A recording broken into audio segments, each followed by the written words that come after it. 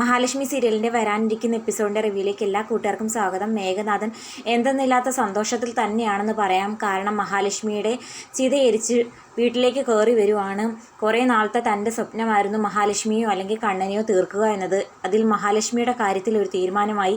ഇനി മാർക്കോ എന്ന് പറയുന്നവൻ മാത്രമേ ഉള്ളൂ. അത് അധികം വൈകാതെ തന്നെ അവൻ്റെ കാര്യത്തിൽ ഒരു തീരുമാനം ഉണ്ടാക്കാം എന്നൊക്കെയുള്ള ആ സന്തോഷത്തിൽ ആർപ്പ് വിളിച്ചു വരുന്നുണ്ട്. വാമദേവനോട് വന്ന എല്ലാ കാര്യങ്ങളും പറഞ്ഞ് ഇന്ന് എന്തെന്നില്ലാത്ത എനിക്കൊരു വിശപ്പാണ്. കാരണം ആ മഹാലക്ഷ്മിയെ ചിതയൊരുക്കി കത്തിക്കുന്നത് വരെ എനിക്ക് എന്തെന്നില്ലാത്ത ഒരു ടെൻഷനായിരുന്നു. അതുകൊണ്ട് മനസ്സമാധാനത്തിൽ ഒന്നും കഴിക്കാൻ പറ്റില്ല. വയറ് നിറയെ കഴിക്കണം. എന്തായാലും ഇനി അമ്മയും മഞ്ജുവിനെ ഒന്നും വിളിച്ച് ശല്യം ചെയ്യേണ്ട, ഞാൻ തന്നെ പോയി ഫ്രിഡ്ജിൽ നിന്ന് എടുത്ത് ചൂടാക്കി കഴിച്ചോളാം എന്നൊക്കെ പറഞ്ഞ് മേഘം പോയി വയറ് നിറയെ കഴിച്ചിട്ട് റൂമിലേക്ക് ചെല്ലുമ്പോൾ കാണുന്നത് മഞ്ജു കിടന്നുറങ്ങുന്നതാണ്. എന്നും ഞാൻ രാത്രി വരുമ്പോൾ അവൾ ഉറങ്ങിക്കഴിഞ്ഞിരിക്കും. നേരത്തെ വന്നാലും ശരി തന്നെ, താമസിച്ച് വന്നാലും ഇങ്ങനെ പോയാൽ ശരിയാവില്ല.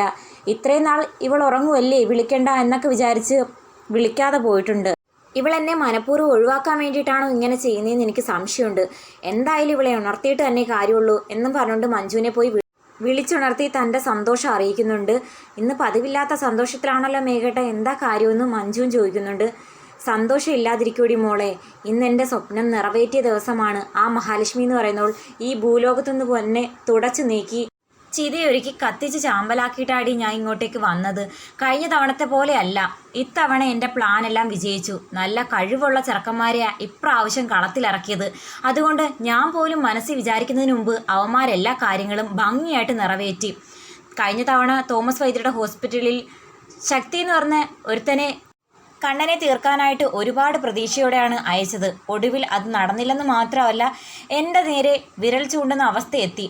ഇത്തവണ അങ്ങനെയൊന്നും ഉണ്ടാവാതെ എല്ലാം മുൻകൂട്ടി പ്ലാൻ ചെയ്ത് തന്നെയാണ് കാര്യങ്ങൾ നടപ്പാക്കിയത്.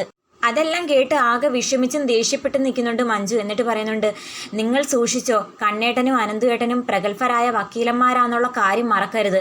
അവരുറപ്പായിട്ടും ഇതിൻ്റെ പിന്നിലെ ആൾക്കാരെ കണ്ടുപിടിച്ചിരിക്കും. നിങ്ങൾ മിക്കവാറും അകത്തു പോകേണ്ടി വരുമെന്നൊക്കെ ഭീഷണിപ്പെടുത്തി പറയുമ്പം മേഘം പറയുന്നുണ്ട്, അങ്ങനത്തെ പേടിയൊന്നും എനിക്കില്ലടി. കാരണം അത്രയ്ക്ക് പ്ലാൻ ചെയ്ത് നടപ്പാക്കിയ കൃത്യമാണിത്. ചിലപ്പം കണ്ണനും അനന്തും അവൻ്റെ സ്വാധീനമൊക്കെ ഉപയോഗിച്ച് കുറച്ച് കേസും നൂലാമാലയൊക്കെ ഉണ്ടാക്കുമായിരിക്കും. പക്ഷേ മഹാലക്ഷ്മിയുടെ ഡെഡ് ബോഡി കിട്ടാത്തടത്തോളം കാലം എന്നെ ആർക്കും ഒന്നും ചെയ്യാനാകില്ല. മാത്രമല്ല, പ്രതാപൻ അങ്കിളിൻ്റെ കയ്യിൽ പൂത്ത പണമുണ്ട്. അങ്കിൾ പണം ഇറക്കി ഈ കേസിൽ നിന്നൊക്കെ നിസ്സാരം പോലെ ഇറക്കുകയും ചെയ്യും. കൂടാതെ മഹാലക്ഷ്മി എന്ന് പറയുന്നവളും ആ സുരേഷ് എന്ന് പറയുന്ന ഡ്രൈവറുമായിട്ട് ഒളിച്ചോടിപ്പോയെന്നുള്ള രൂപത്തിൽ ഒരു കഥ ഞാനങ്ങ് ക്രിയേറ്റ് ചെയ്യും. അത് പറഞ്ഞ് പ്രചരിപ്പിക്കുകയും ചെയ്യും. ഉറപ്പായും അത് ആളുകൾ വിശ്വസിക്കും. കാരണം സുരേഷ് എന്ന് പറയുന്നവൻ എൻ്റെ കസ്റ്റഡിയിലാണുള്ളത്. അടുത്ത കാലത്തൊന്നും അവൻ പുറത്തിറങ്ങില്ല.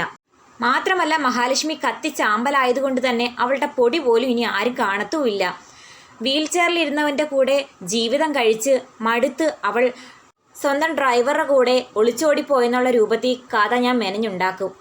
അന്നേരം മഞ്ജു പറയുന്നുണ്ട്, നിങ്ങൾ ഈ കള്ളക്കഥ മെനഞ്ഞ് പറയുമ്പോൾ നാട്ടുകാർ വിശ്വസിക്കുമെന്നാണോ? കണ്ണേട്ടനും അനന്തുവേട്ടനും ലേഖേട്ടത്തിയൊക്കെ അത് വിശ്വസിക്കുമെന്ന് തോന്നുന്നുണ്ടോ? അവരാരും വിശ്വസിച്ചില്ലേലും കുറച്ചാളുകൾ വിശ്വസിക്കുന്ന രൂപത്തിൽ കഥ മെനഞ്ഞുണ്ടാക്കാനാന്നോടി പാട്. മാത്രമല്ല, കമ്പനിയിൽ നിന്ന് അവൾ പുറത്തിറങ്ങി പോയത് സുരേഷ് എന്ന് പറയുന്ന ഡ്രൈവറോടൊപ്പമാണ്.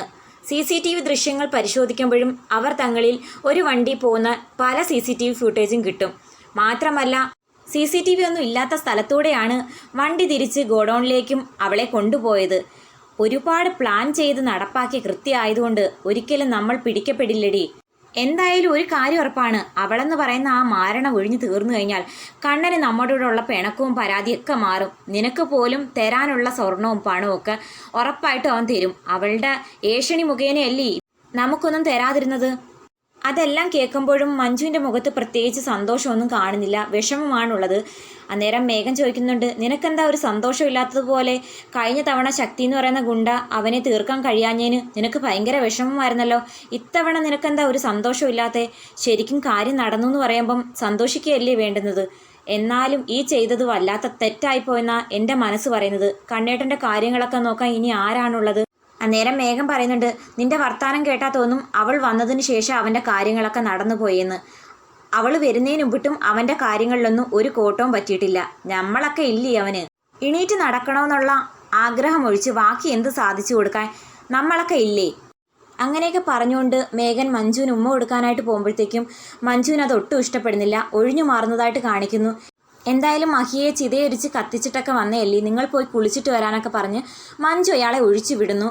അതേസമയം മഞ്ജു വിചാരിക്കുന്നുണ്ട്, എന്തായാലും ഈ അറിഞ്ഞ കാര്യങ്ങളെല്ലാം അധികം താമസിക്കാതെ തന്നെ സാഗറിനെ വിളിച്ചറിയിക്കണം. ഇപ്പോൾ വിളിച്ചു കഴിഞ്ഞാൽ അയാൾ എപ്പോഴാണ് കേട്ടോണ്ട് വരുന്നതെന്ന് പറയാൻ പറ്റില്ല എന്നൊക്കെ മനസ്സിൽ വിചാരിക്കുന്നു.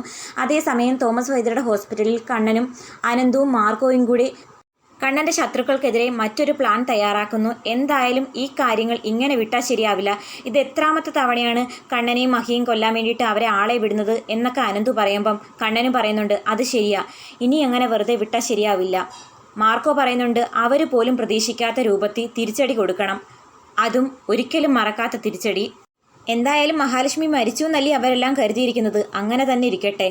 മഹാലക്ഷ്മിയുടെ ആത്മാവ് എന്തായാലും അവരെ സമാധാനത്തിൽ ജീവിക്കാൻ അനുവദിക്കത്തില്ല.